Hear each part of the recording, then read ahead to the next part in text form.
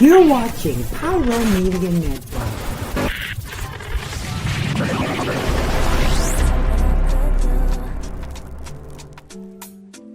I could be running or I'm chasing you, but I won't. Cause I got better things to do. Rather spend my precious time chasing somebody who loves me too. If I got $1 for every time you slam the door, I would be the richest girl alive, life. If you hadn't run away every time I asked you stay, you would sleep right next to me tonight. And you didn't know me, all you wanted was a game to play. And you couldn't handle that I had no ways. Around your mind tricks and your side chicks, I'm a winner, babe. And you didn't win this, it's a part of the game. Thank you for tuning in. If this is your first time joining us, welcome. We hope your experience is fruitful. Please feel free to visit our website to find out how you can join our growing family. While we are loading your experience, please do us a quick favor and hit that like button from whichever platform you're watching or listening on. Also, share so others may enjoy as well. And we hope you would consider hitting that subscribe or follow button so you can check out more of our amazing content. All right, let's start the show. Victorious! Victorious!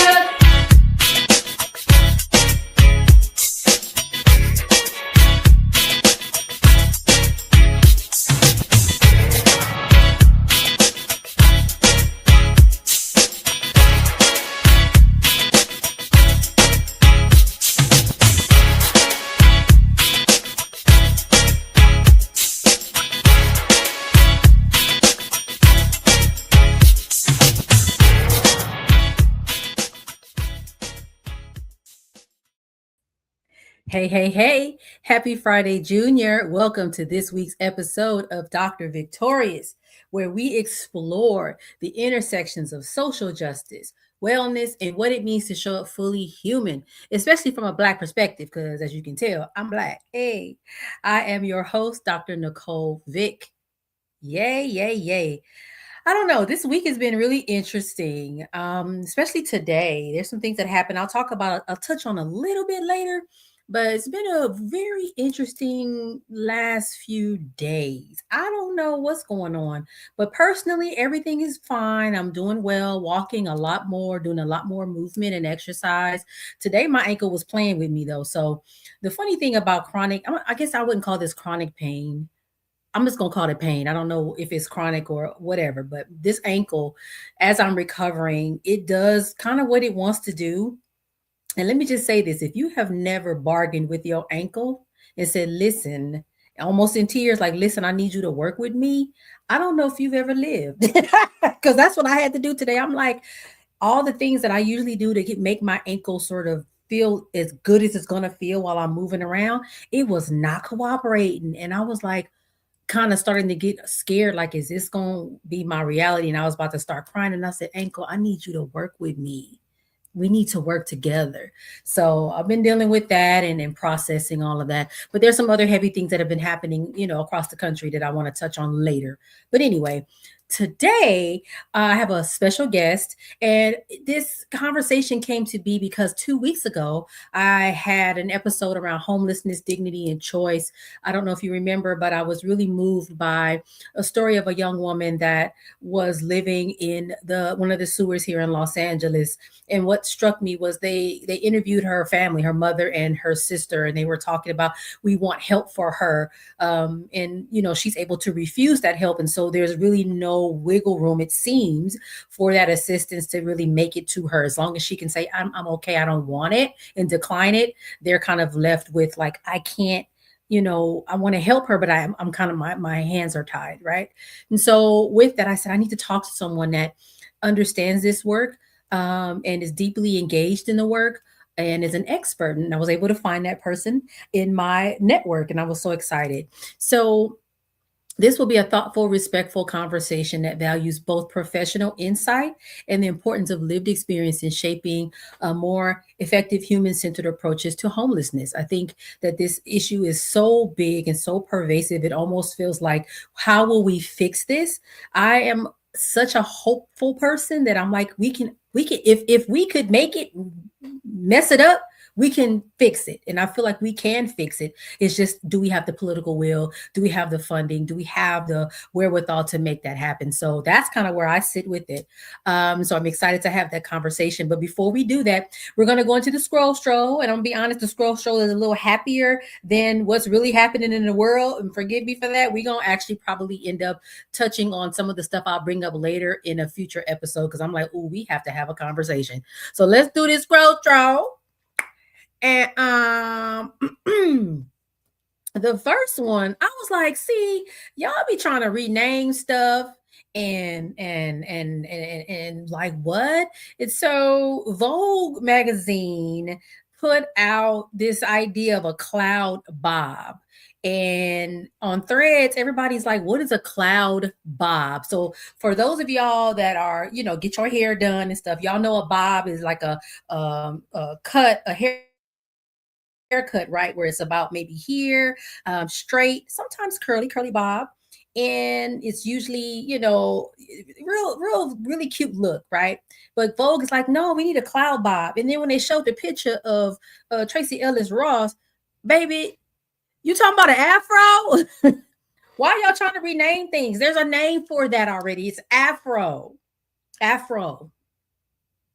And so everybody on Threads was really upset about it. The only issue I had with this whole sort of like, everybody was like, what are you doing?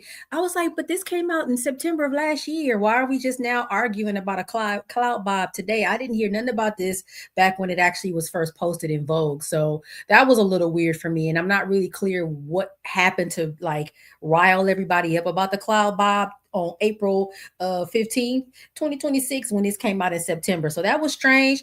And I will say, why y'all renaming an afro to a cloud bob? That was really strange. And if I was Tracy Ellis Ross, I would say, take my picture up off of this, because y'all trying to play me and people looking at me sideways. This is an afro, y'all.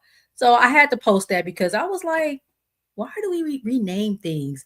Like, spa water, people are like aguas frescas. I'm like, why do we try to like zhuzh it up and make it sound a certain way when it is what it is and it already has a name? That's so weird to me. The next one, y'all know I'm on this AI thing. Like, I see stuff and I'm like, where did this come from? Why is this happening?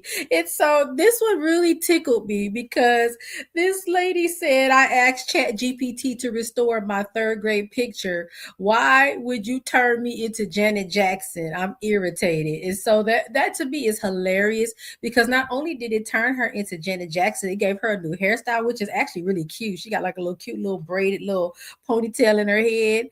But I'm like, they literally turned her into Penny for good times. So just be careful when you ask Chat GPT or any of the AIs to do anything for you. It might turn you into Janet Jackson or a celebrity, or something a little bit off kilter than what you actually asked it to do. That to me was hilarious, because Janet Jackson. I don't know. And then the last one, when this came out, I was like, all right, every time I'm always saying to myself, we can't possibly go any lower, and then we go lower. So I saw this and I had to post this one because it was funny, because Don Lemon's face is like, did Donald Trump really post a picture depicting himself as Jesus? And of course, when they asked the president, and he was like, no, I thought I was a physician. I ain't never seen no physician dressed like that. That's usually how they be having Jesus, with his little outfit on, with the little, robe and the thing. So I don't even want to get into the symbolism of this, because I think there's so much that could be said about it. But it's definitely a strange situation. And again, these scroll shows, I prepare these sometimes a week and a half in advance, and stuff just happens sometimes the day of when we go live. And I'm like, I don't have time to switch things around. But I will say this, I want to, I can't act like this hasn't happened. So today, I'm going to read it so I don't make a mistake. Today, former Virginia Lieutenant Governor Justin Fairfax killed his wife, Dr. Serena Fairfax, and himself in a murder suicide at their Virginia home today. The incident occurred during a contentious divorce while their two teenage children were present. You got to think about how disconnected you have to be, or can't even think of the word to do something like that, and your children are in the home. In 2019, Fairfax was publicly accused of sexual assault by two women. This has been all over social media. It's been all over threads. There's been some interesting conversations. I believe he is a member of a fraternity. And so some of the posts that some folks were posting were like, "Oh man, he was a great guy. I can't believe it. Oh, and so and prayers for his children." This man killed his wife. And it was like that whole part was like missing from some of the postings that people were sharing.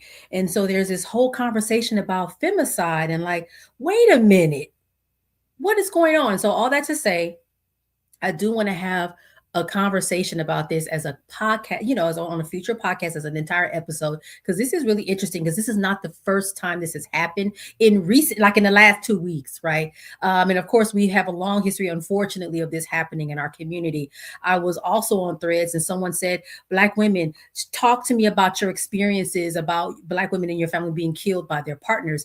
And it was so many people responding about their experiences. So this is a huge problem. And so as we go to commercial, I do want, if I'm my producer, I know this, I kind of threw this out here. Please, let's have a moment of silence for Dr. Fairfax. She was a dentist. And a moment of silence for her, and a moment of prayer for her two children who now have no mother and no father. So let's go to commercial and have that moment of silence.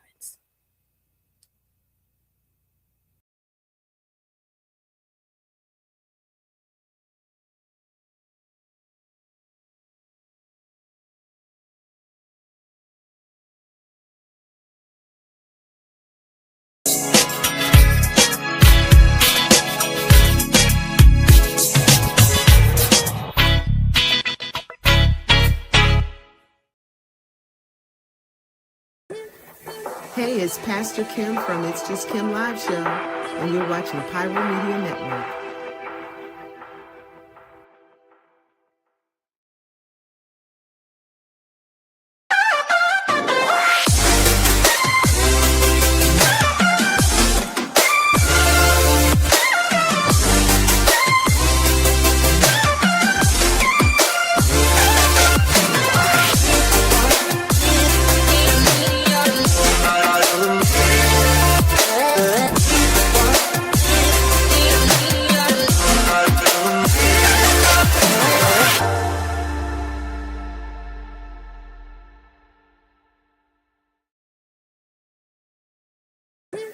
This is Tammy from Tammy's Take, and you're watching Pyro Media Network.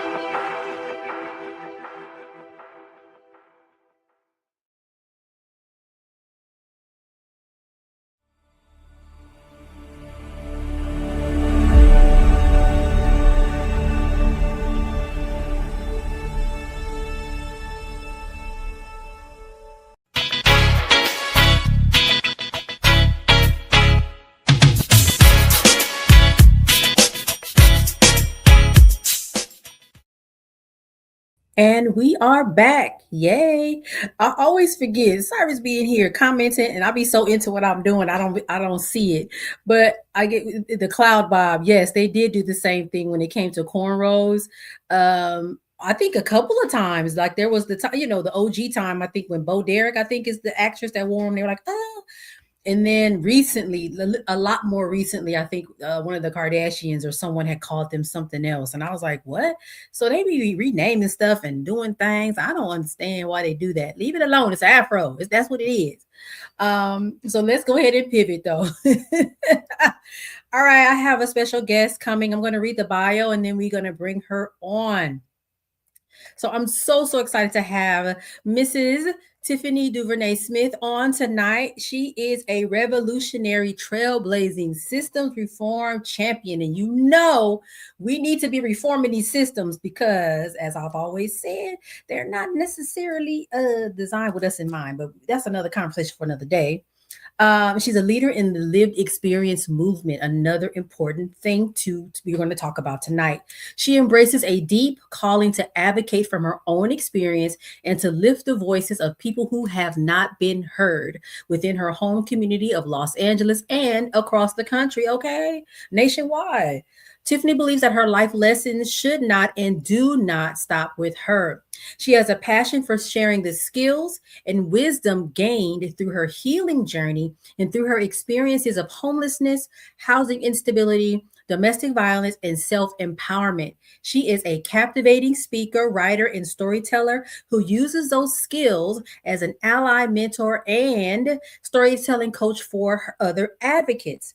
As an expert through independent study in lived experience and advocacy, she knows the importance of building relationships, networking, being informed, and educating others. She also embraces the values of healing, therapy, and having fun. Tiffany seeks out opportunities to advocate around elevating people with lived experience to leadership, preventing and ending homelessness, domestic violence survivorship, criminal justice reform, equity, wellness, and mental health stigma reduction. She has received multiple awards, which well-deserved, I am sure. So I just want to bring her on because if I keep reading, I mean, shoot, we can't go get to talk to her because her bio is stellar, top tier. Let's bring Tiffany on.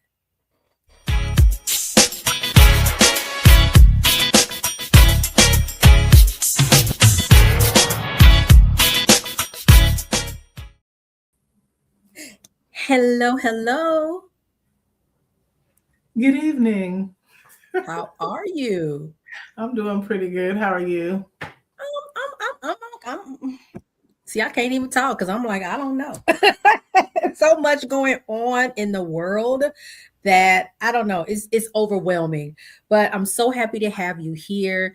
And I can't remember, and I always say this, so everybody in the audience knows this. If I can't remember when and where I met you, that means a good thing to me. That means you're already sort of, to me, considered part of my family because I have no idea when we met and why or how.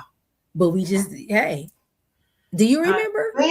I've tried to remember the same thing. I think it wasn't my first time seeing you, but I think I went to something that Kelly invited me to. And I don't know if it was La Pie, but I went to something. And then I also showed up with her at a boutique. I think we rented the space and we're selling. So I have a couple of your dresses. It was like $15 for that, $15 for that, $20 for that. And so that was the most I interacted with you. So that was like our real first meeting. Yeah. I remember the boutique. That was I can't think of the Runway Boutique, Fatima's place. I remember that. I was selling my clothes. And it's so funny. I'm still selling clothes. I'm always buying clothes. And then I'm like, okay, it's time to purge. So and I now want to collaborate. Now I want to get together because I have some purging and I know there are other women that do as well. Well, let's do that. We might have to make we should do a plus size purge. That would be plus size amazing. Professional purge. That would be amazing. I think we should do that. We should do that. That would be great. I think that's a brilliant idea. And I think one other time I remember you caught up with me. I was selling my book. I was at the Crenshaw Mall outside selling my book, and I saw you, and we took a picture together. I meant to give it to the producer, and I forgot. That was a few years ago. Yeah, a few years ago. All right. So say it again. Push through. Yes. See? Yes, it is pushing through. Yep. Pushing through.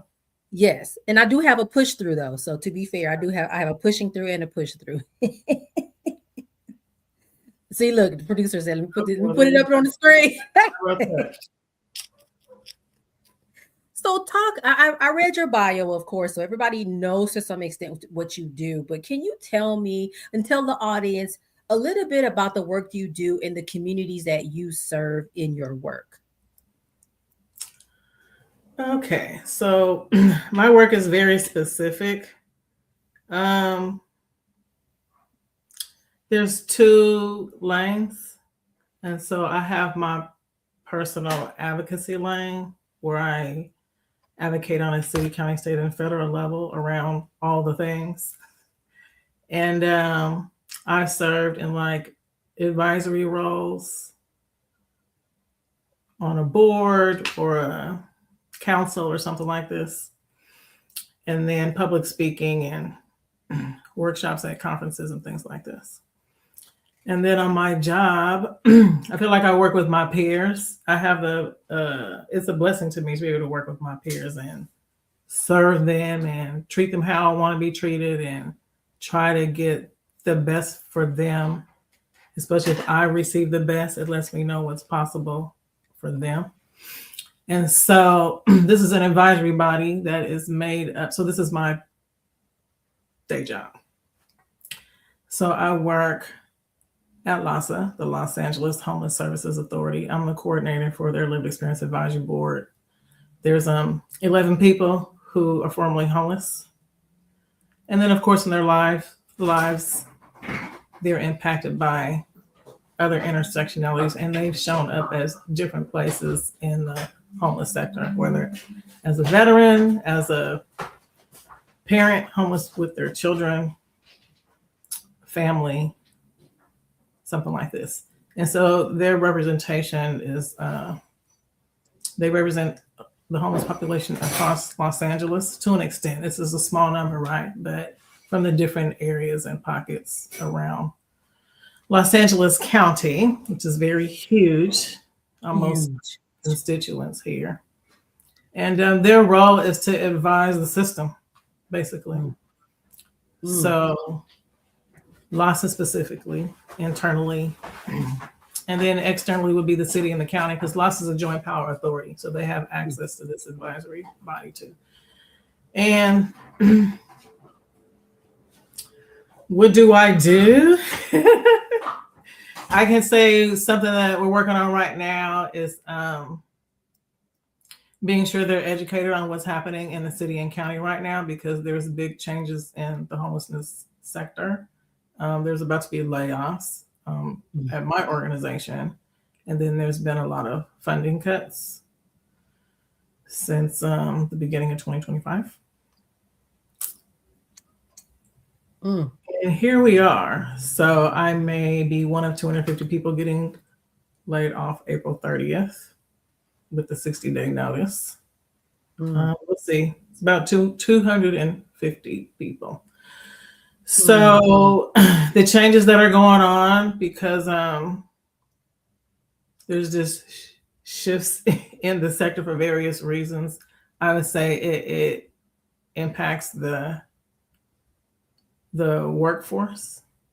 Yeah, a great deal, and it impacts participants because of funding cuts or people needing to move where they thought they were finally stable and able to breathe. Wow. So that's kind of what's going on in the system. In the system. So, and I feel like it's so interesting.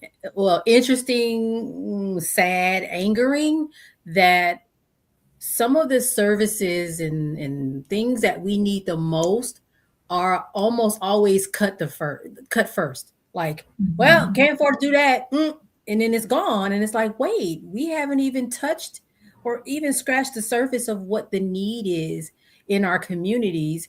And we maybe, like you just said, maybe we've gotten to the point where some people are stabilized, they're housed, and they're doing well. And it's like, well, oh, well, now the funding is gone and now stuff just starts to disappear. And it's so very unfortunate. And, I'll say this. A lot of it has to do, and I know there's different reasons why, but at least from my experience in the line of work that I'm in, A lot of it is due to what's happening at the federal level. Well, you can't say this. Well, anything that's related to diversity or anything that's related to this, you can't, we're taking that funding away. And so now people are like, well, how are we supposed to pay for the services that people actually need? And so all these things are really playing a role in dismantling a lot of the very things that are really needed to help our communities thrive. From your perspective, you talked about working on homelessness issues.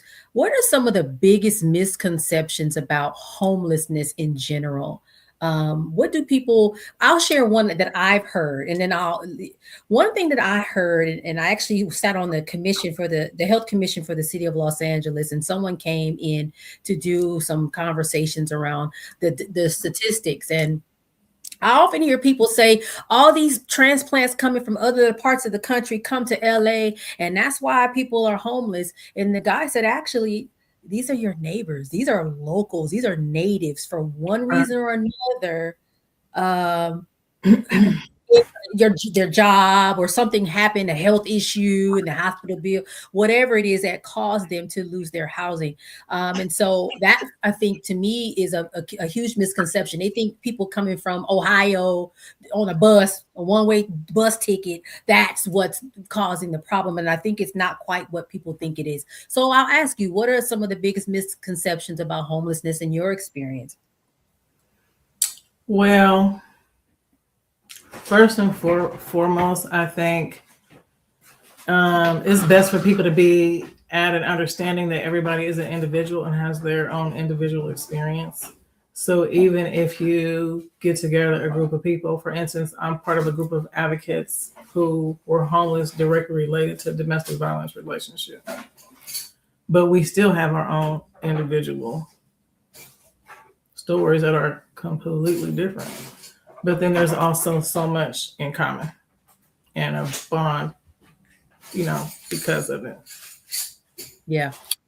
And so misconception is why people become homeless. So just using myself as an example, I got fired from my job.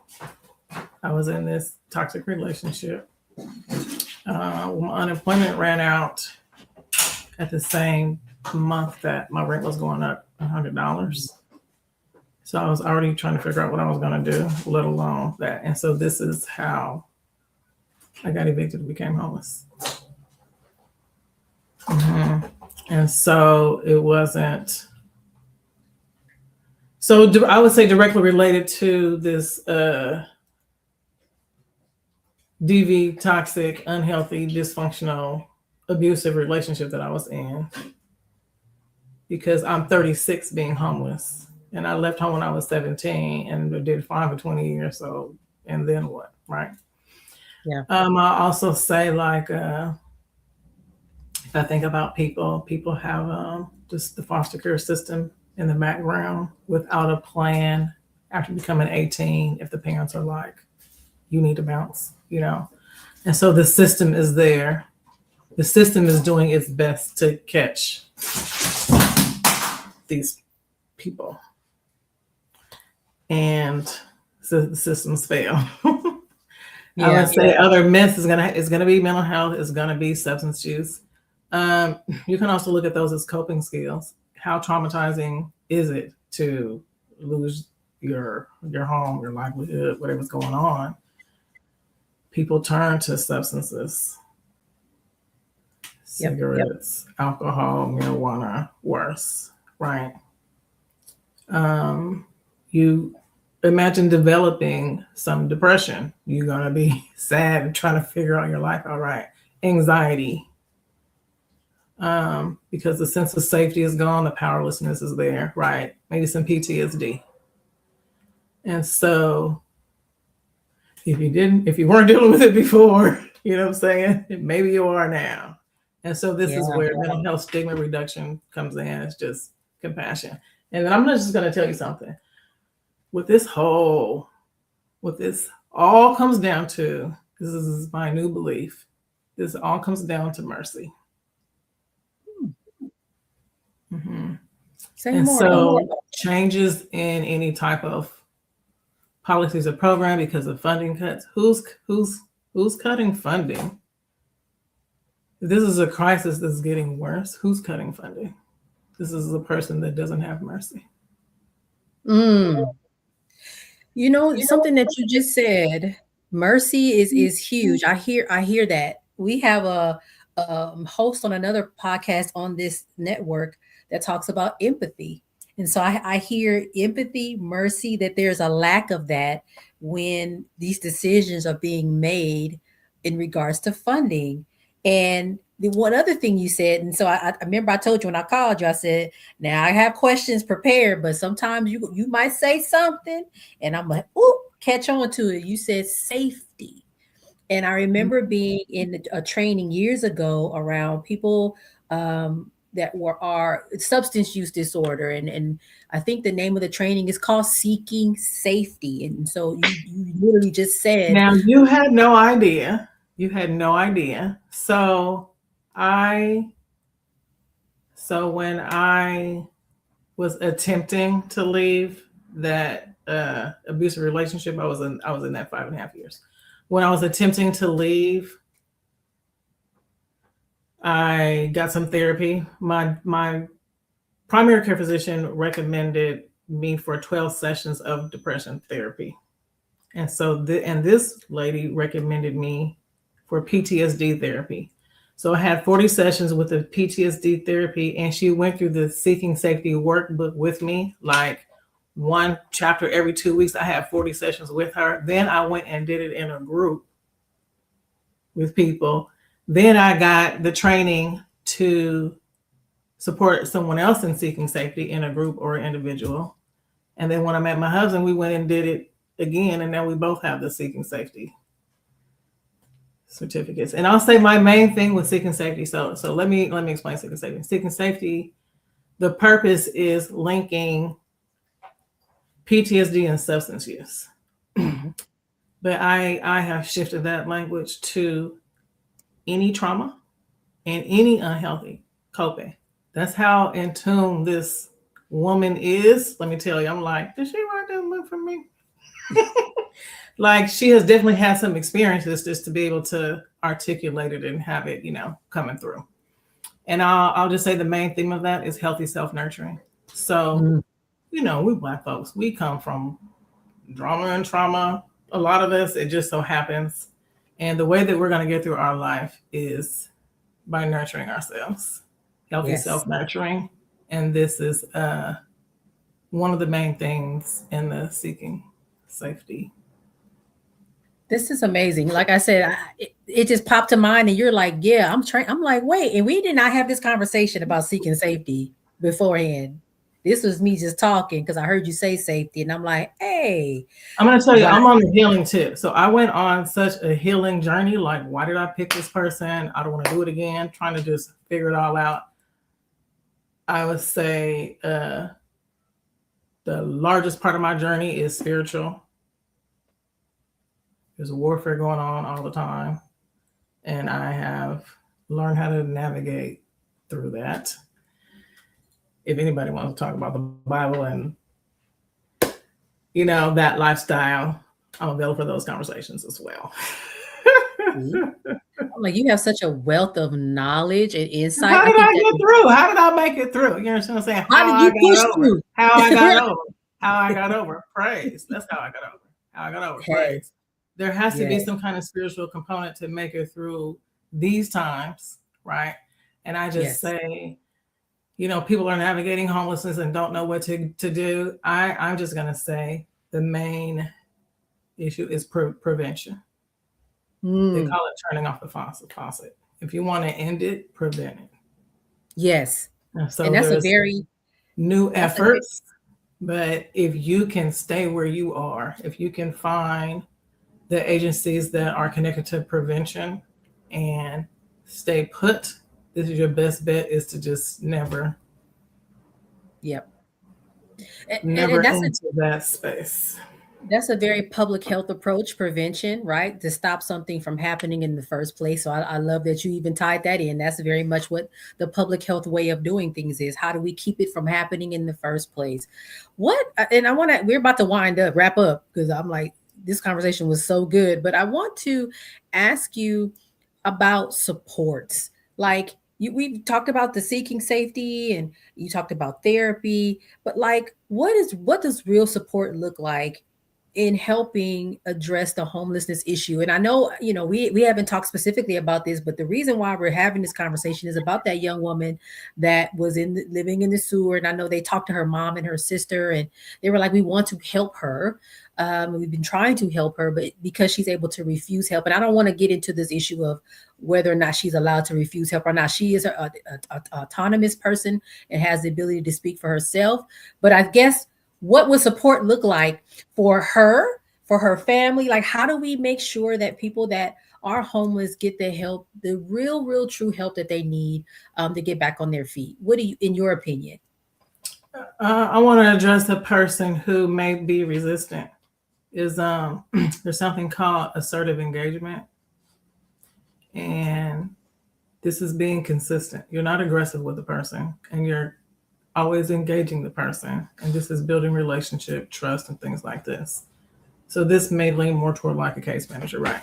But with family, these family dynamics can be very tricky. And sometimes this person is traumatized because of the family and doesn't really want anything to do with them, even though the family is reaching out. And so you never know what the dynamic is, But all you can do, and I'm going to say this through the lens of like a survivor of domestic violence who helps other people, is, it takes someone like 7 incidents to say, okay, I'm going to leave for real this time. This is like an average. But you don't ever bash the person because they went back.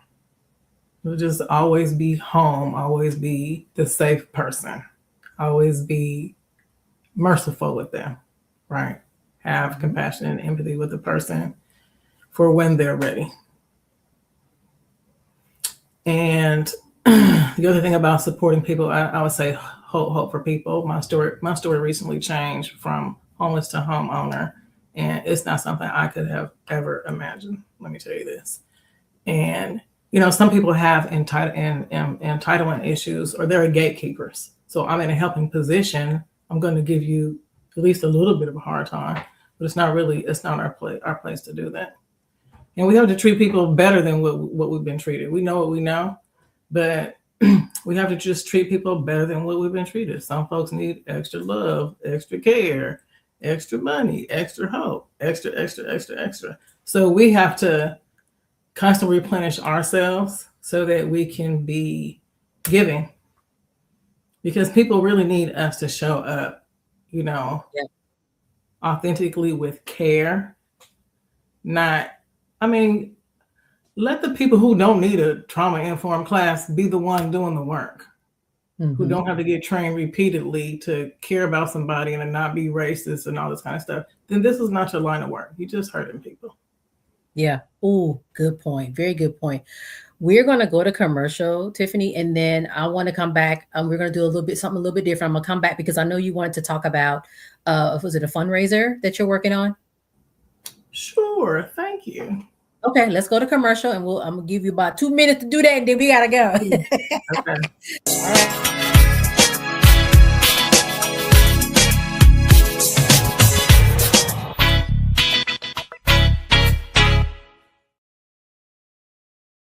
Hey, how y'all doing? Real quick, this is Daryl Walter, host of the Daryl Walter Show. I know.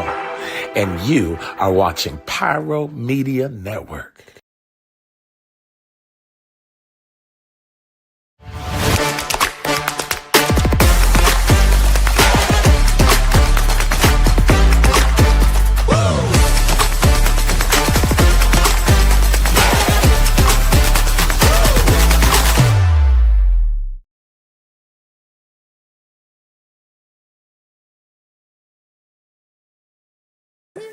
What's going on, y'all? It's Kwame Speaks from Kwame Speaks Live, and you're watching Pyro Media Network.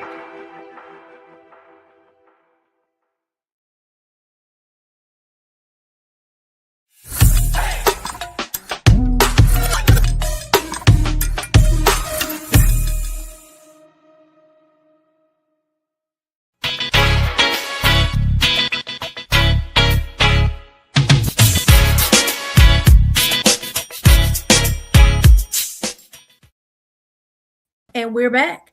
All right, let's talk. Go ahead and share about the fundraiser, and then we go.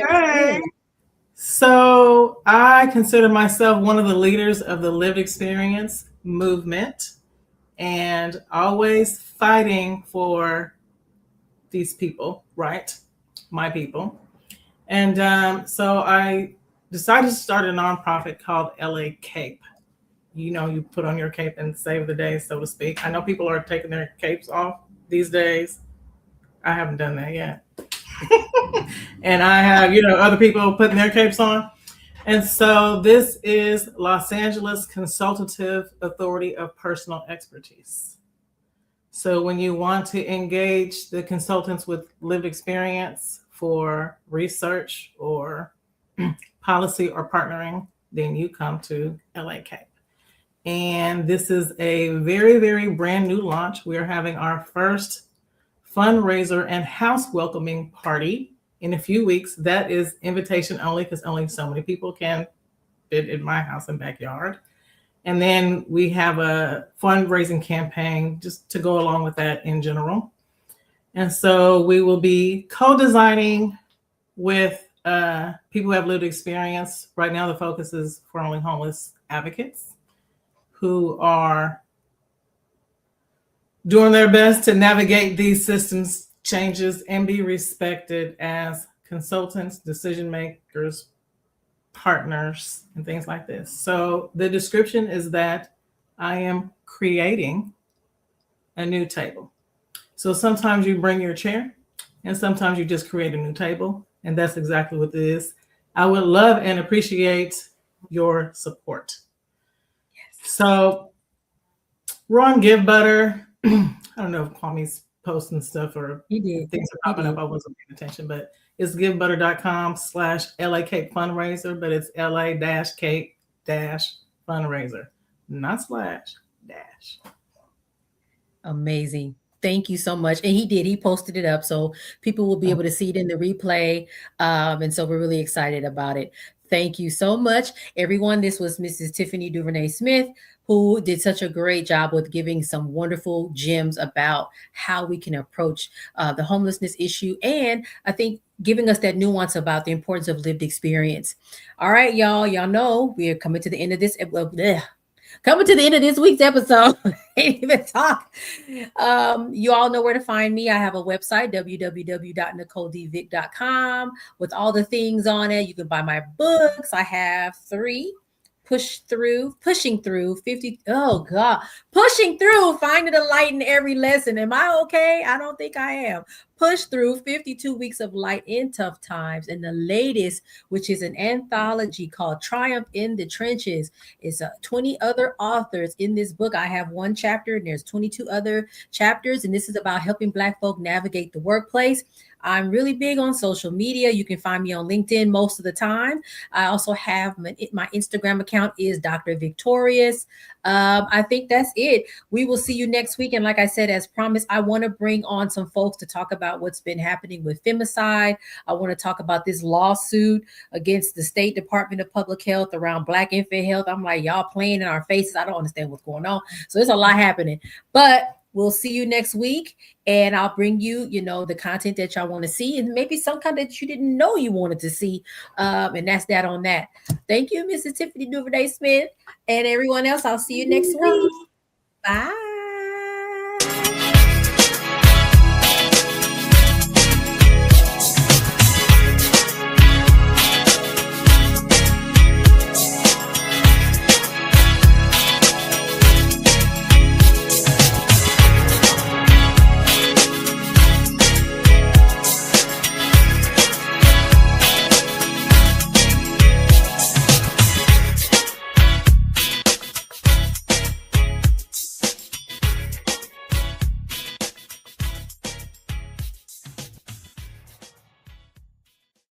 Thank you for watching Pyro Media Network. For more information, please visit pyromedianetwork.com.